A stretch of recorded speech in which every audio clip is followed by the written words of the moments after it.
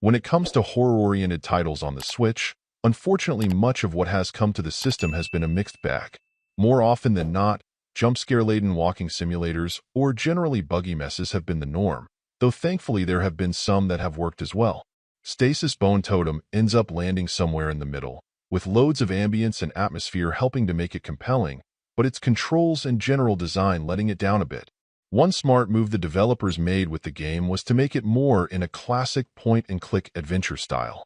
Not only has this allowed them to focus more on establishing the rundown state of the environments, it also generally helps to keep most of the exploring within a tighter overall area, cutting down on the need to wander through too many corridors where you have nothing to interact with.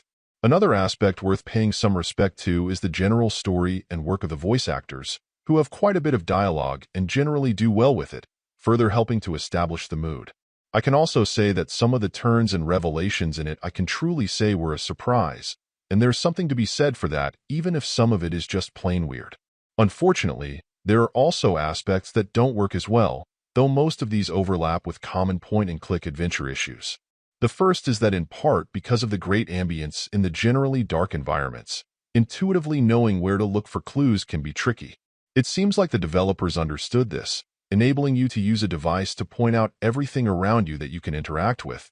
But without those clues, there are spots I don't think you'd ever have known to check. The second pretty common trap is inventory items and their use, or how you need to combine them. Sometimes it works, and sometimes you'll just resort to trying anything in the hopes you'll be able to move on.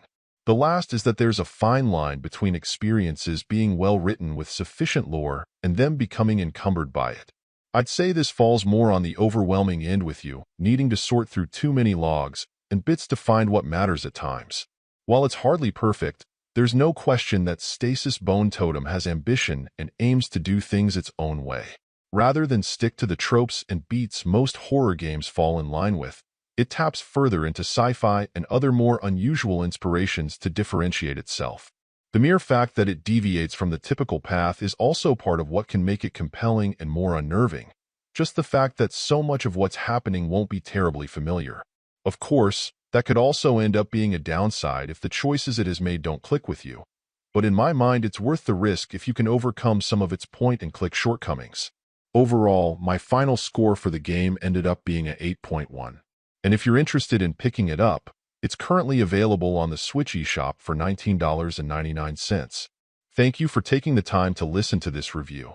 And if you'd like more information or ideas of indie games worth checking out on Switch, be sure to click on the link provided in the description. Until next time.